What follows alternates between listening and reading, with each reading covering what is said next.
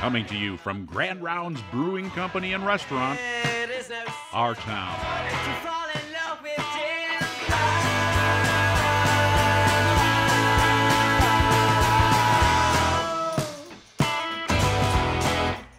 Welcome to our town, and welcome to our guest, State Representative Duane Quam, Republican. He represents northwest portions of Rochester, here to talk about a very important subject, identity theft. Welcome to our town. Well, thank you. And this is a topic that you have championed in past legislative sessions.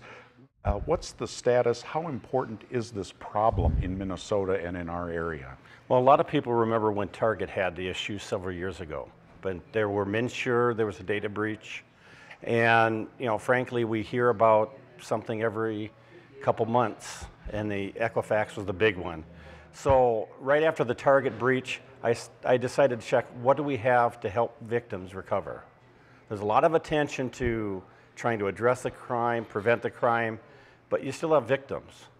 And I generated a bill several years ago, and I said, to the chairs, how about this? And they said, well, real ID, body cam, license plate reader, the auto, those kind of privacy things, they didn't want to muddy the waters. Oh, so it didn't go through.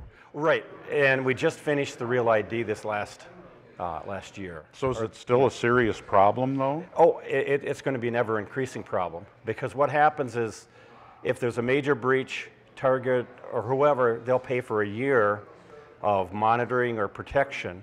After that year, you're on your own.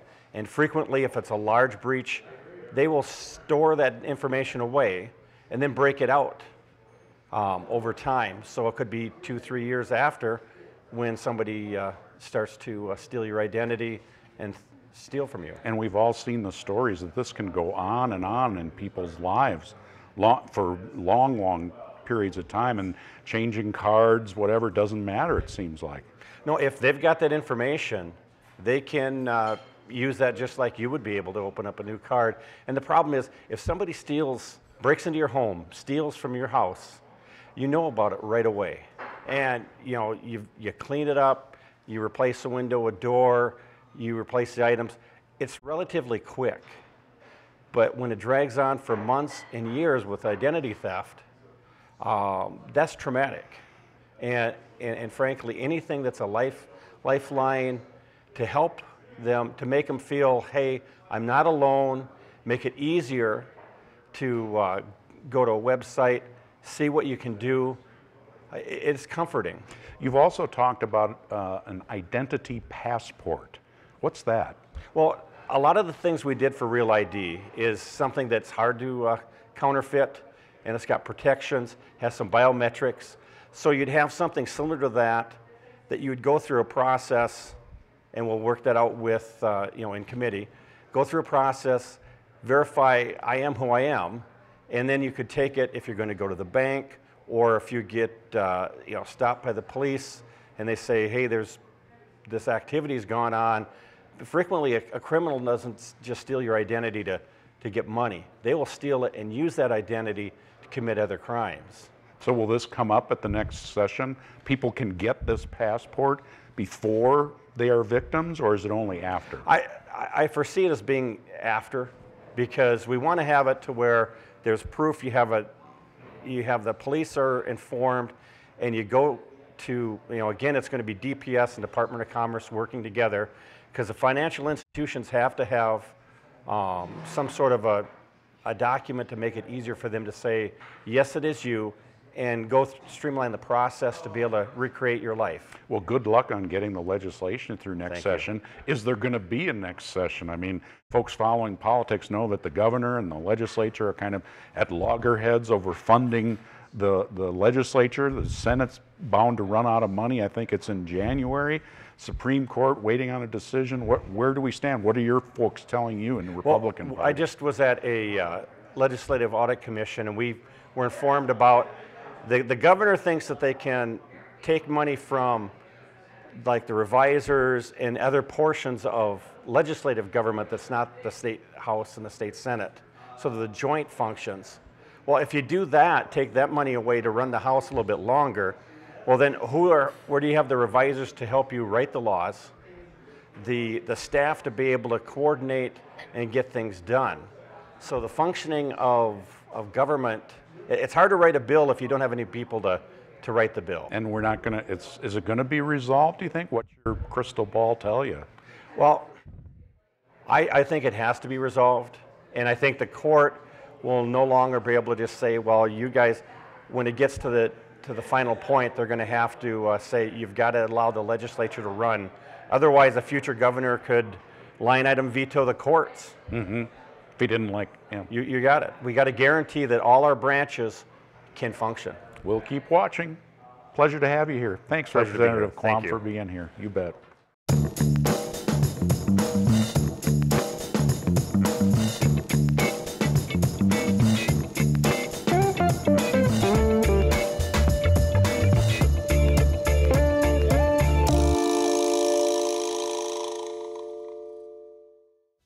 Our Town is brought to you in part by the following amazing people and organizations.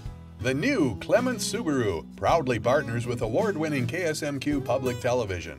Clements Subaru of Rochester. Clements' clear value promise is to make buying a Subaru fast, fair, and simple. The Minnesota Arts and Cultural Heritage Fund and the citizens of Minnesota. And the members of KSMQ Public Television. Thank you. Stay with us, more Our Town ahead. Cold weather is here, and if you need a coat, the Salvation Army and United Way of Olmsted County have steamed up to get you one. We'll tell you where. And we meet the proprietor of Red Oaks and a member of the Caring Tales team. Up first, it's Silent Disco in this week's Our Culture segment.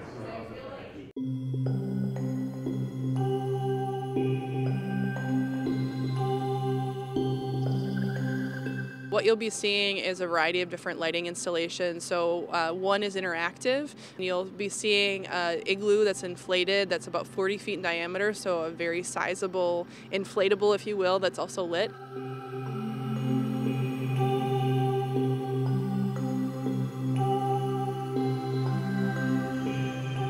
I'm Jenna Bowman, Executive Director with the Rochester Downtown Alliance. I'm Patrick Sieb, Director of Economic Development and Placemaking for Destination Medical Center. So we, the Rochester Downtown Alliance and Destination Medical Center, in partnership with Northern Sun Productions, will be hosting an event in downtown called Airglow. And Airglow really is all about a lighting installation and meant to bring the community together, centered around lighting and the various ways that you can interact with it.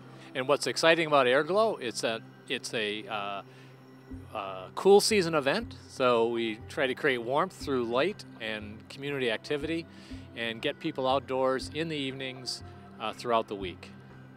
The other really neat thing about Airglow is that it's testing about 7 concepts that are included in the Heart of the City design plan. So really what we're seeing is from plan to concept, the community's opportunity to come out, not only enjoy this event and very unique opportunity, but also learn more about the plan and the components included. And it's also a two-way dialogue, so it's an opportunity for them to let us know, what they liked, what maybe didn't resonate, what we could improve upon before construction were to even begin.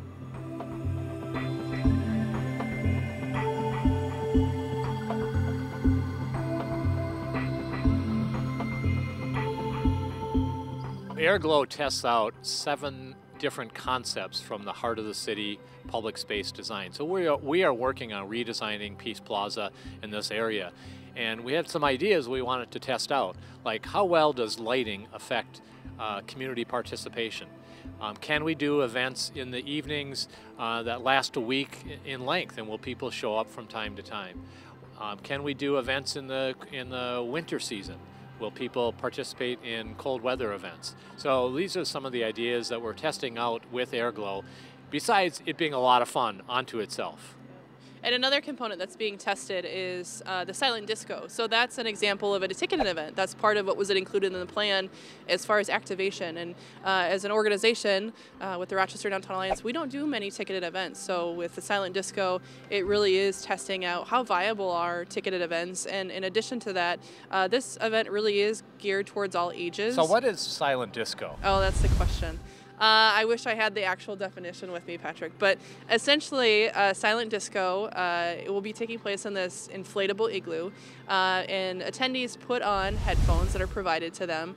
And instead of hearing music live by a DJ that's pumped out through speakers, it's pumped out through their headphones. So it really is a silent disco. So you're hearing the music through your headphones, but if you take them off, you don't hear anything. So if you think you're a bad dancer or your friends are bad dancers, they're even worse under silent disco when you can't actually, when others can't even hear the music. Or they might be better. Or maybe they'll be better. I guess we'll find out. So silent disco will be taking place on Friday and Saturday. People can purchase tickets through Eventbrite. Tickets range from $15 to $30. We have both 1-hour sessions and then a 2-hour session. And again, they're 16 plus, so it's a great opportunity for people to get out and enjoy the event. So it's healthy too, because you get a lot of exercise. We're definitely promoting America's City for Health, Patrick.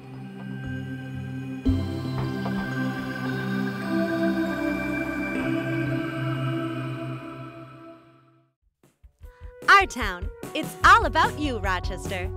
Send us a picture of your favorite feature of Rochester. Rochester at KSMQ.org. Be a story about you. I wouldn't tell if I had to. I couldn't care less. We were so a bunch of honest mistakes that keep on breaking us so bad. Last week we had a great conversation about CTEC, Rochester Public Schools Career and Technical Education Center. If you have a student who wants to learn more about STEM programs or STEAM, which is science, technology, engineering, art, and math careers, check out the STEAM Summit. That's going to be on November 13th and 14th. This event will be most interesting for students at Rochester Regional Sports Center, where they will get a chance to talk to employers and educators in their field of interest. More details at rochesterchambermn.com. For those of you who live on the northwest side of town, with construction complete on 55th Street Northwest, future path of Rochester Public Transit Route 19 is under consideration. RPT will be holding a public input session at Christ Community Church on Monday the 13th. It's an open house from 4:30 to 6:30. Let them know about your thoughts about the route or ask questions about it. RPT staff will be at the meeting to answer your questions and collect comments in a formal process. More information at rptride.com. Hey, something fun. Here comes Santa Claus, Friday, November 24th. Santa will pay a visit to Rochester, landing on the roof of Old City Hall. This kickoff to the holiday season also includes hot cocoa and cookies, the Peace Plaza tree lighting ceremony, live reindeer, and photos with Santa for kids of all ages. Visit downtownrochestermn.com for the entire lineup of events. Earlier this year, you may recall, our town hosted the creators of the Rochester Flag Contest to find out what makes a good flag for the city. Since then, the contest has drawn a whole bunch of entries from near and far. They recently announced the results of Round 1. Round 2 entries can be submitted until January the 19th. Contest rules are at rochesterflag.com. Coming up next, we bundle up for this week's Winter Walkabout segment.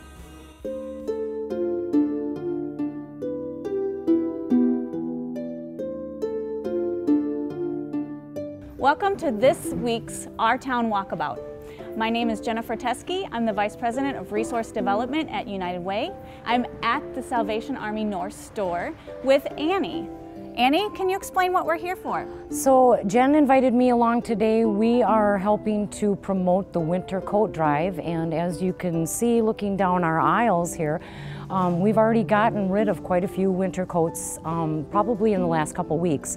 The store has been inundated with people coming in with vouchers from schools, from the Salvation Army, and from United Way, where people can come in need of winter gear and get a voucher and come out to either our South store by Kmart or out here at the North store behind Slumberland and pick out a winter coat for the year. And we're still looking for donations, correct? We are. We're down right now because everything has gone out. So we're really looking for children's snow pants, gloves, hats, mittens, jumpers, winter jackets, anything for children's ages, infant through probably 14, 15-year-olds, and then anything actually adult too, because we are running low on that. And I think I would just add that a lot of people don't realize the need in our community. Almost 40% of our school district in the Rochester Public School District are on free or reduced lunch. So if you cannot afford lunch, I can't imagine, can you afford a coat? Our statistics from the Salvation Army North and South store last year, and that could have been combined with our Winona and our Red Wing store, but we gave out over 1,200 coats last year. This year, I'm told that we've already probably placed 300 to 500 jackets out. And as you look down the aisle, this is what we have left. Our children's rack, of course, is much more barren than this. Gracie is on duty at the Rochester International Airport. Can you see Gracie right there? Stick around for more Our Town. Our past, remembering what made us who we are today. Brought to you by the History Center of Olmsted County. Charles Cudworth Wilson visited Rochester on an 1856 real estate prospecting tour. He liked it so much, he decided to move from the state of New York permanently, setting up a law office and purchasing several hundred acres. Charles built a magnificent mansion for his wife, Annie, and the two raised 9 children in a beautiful home called Red Oaks. The home's name derived from several red oak trees on the 25-acre property, but city residents nicknamed it Wilson's Castle. The red brick home consisted of 32 rooms, 7 fireplaces, French plate windows, steep gables, and a 75-foot tower. The house could be seen from anywhere in Rochester because of its location high on College Hill. A fire destroyed the beloved family home in 1918. Charles moved to College Apartments, living with his daughters Emily and Laura until his 1922 death.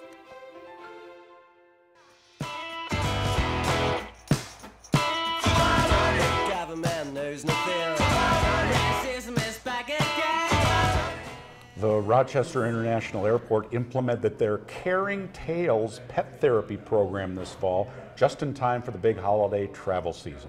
Pet therapy animals like Gracie cruise the waiting room to help ease traveler stress. Welcome to our town. Thank you. Gracie, you too. Welcome. Welcome. So Thom, can you tell us a little bit about the Caring Tales program and a little bit about how Gracie got involved in all this?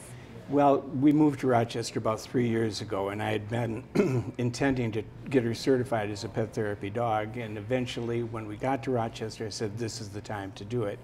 She's been working a number of different venues, but when the airport came up as an opportunity for us, we thought that'd be a great spot for her. So between the patient flow to in and out of the airport for Mayo, it seemed, in addition to just regular travelers, to be a perfect spot for pet therapy. So we talked to Tiana, she got us involved, and several other teams, and we've been going out there for about a month now. I feel calm just looking. I know, I feel very subdued. So when are they at the airport? When are they available for the therapy?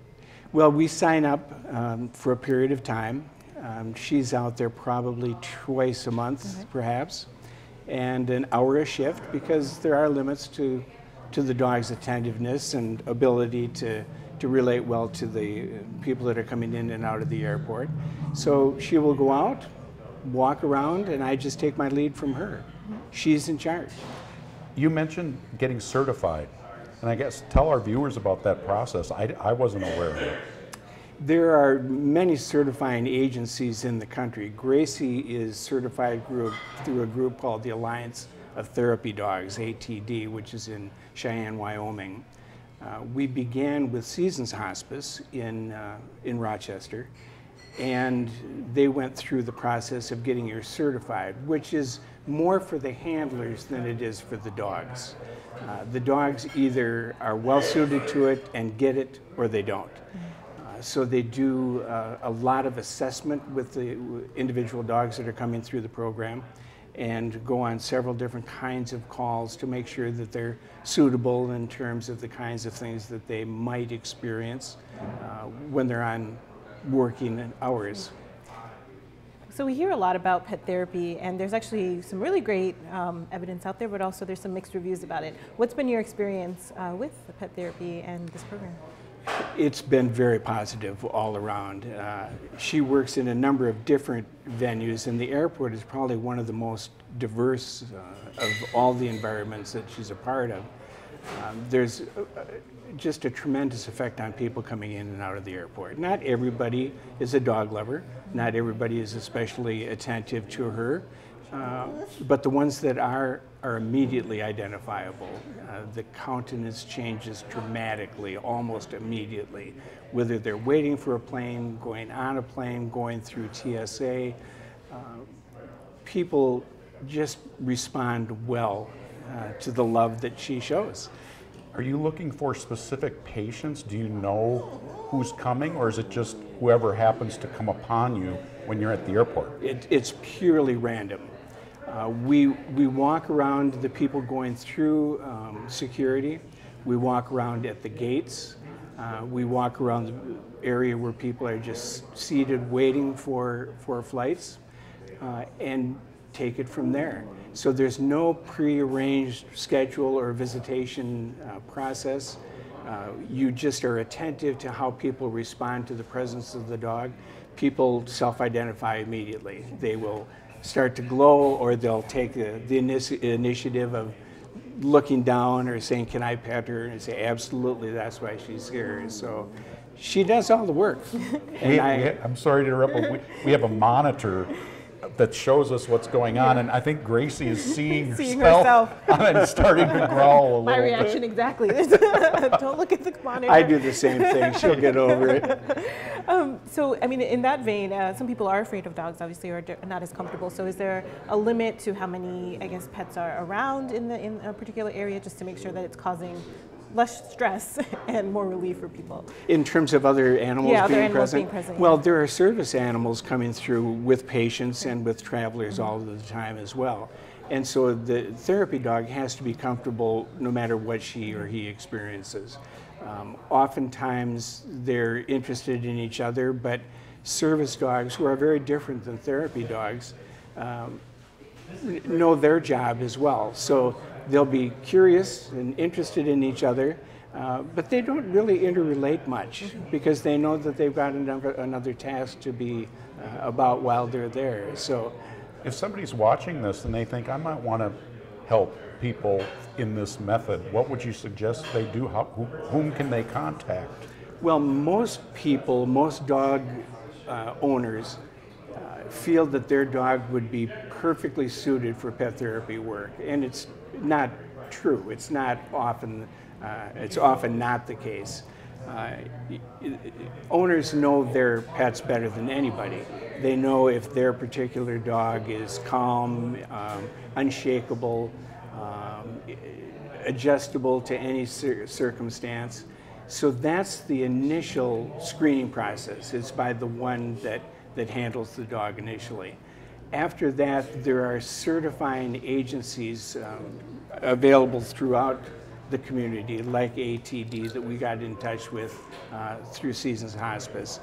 There are also others as well. So if a person is interested in getting their dog involved, I would do it the way I did it, and that's to call Seasons Hospice, for example, and talk to Chris Humble, who is the Director of Volunteers, and say, I have a dog that I think is suitable. She will then say when the certifier will be in town and when the dog can be assessed, and then they go through a long weekend process of the assessment taking place and some basic obedience kinds of exercises. So certification is mandatory for liability issues and everything else. So I would encourage people to get in touch with any agency that has pet therapy, and pet therapy is taking off all over the country. So there are a lot of opportunities available in addition to hospice, but that's where I happened to go, and it was a good decision. And you may not know the answer to this question, but are there certain type, I'm thinking about my own dog, and I'm like, how would I know if he's a good fit for a program like this? But are there certain breeds or certain characteristics that people should be looking for when thinking about their dog as a dog for pet therapy? More characteristics than breeds. The breeds cover the whole spectrum. A question often asked of the handler, I'm told, is, well, do you have pit bulls in this program? And there are pit bulls in the program. And every other possible breed and mixed breed. So it's more the characteristic of the dog than the breed. The characteristics that you would look for is kind of a calmness, an energy, but not a frenetic kind of expression of energy all the time. A willingness for the individual dog to respond to particular simple commands, to be down, to keep all 4 feet on the floor, for example, to sit as necessary, not to look at TV monitors and be just like Gracie's doing. Thom, thank you very much. You're very welcome. Thank you. It's been a pleasure to meet both of you. Thank you. Thank you for your service. That's going to do it for us. Thank you for joining us. Tune in next week to hear about Rochester's Lost Places with author Amy Hahn. See you next time on Our Town, the show about Rochester. Hi, Bullock.